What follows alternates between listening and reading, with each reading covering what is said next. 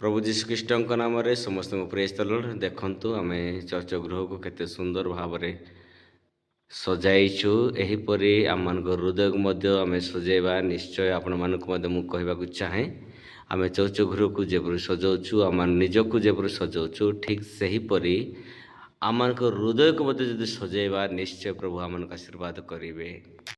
तारा को केते उपरे बहुत उपरे आम रखीछु आही तारा बहुत सुंदर भाव देखा जाउछि। आपण मैंने यही तारा को निश्चय देखिपे।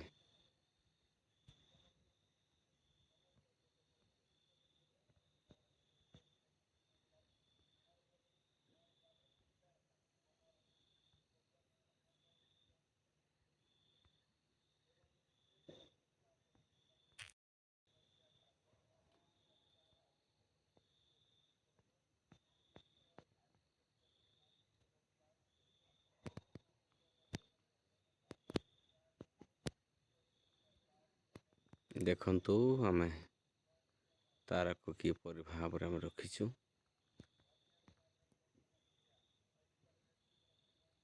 यही तारा को आपण देखिपे। आपण मान समस्त को यही तारा को दृश्यमान कराउछि।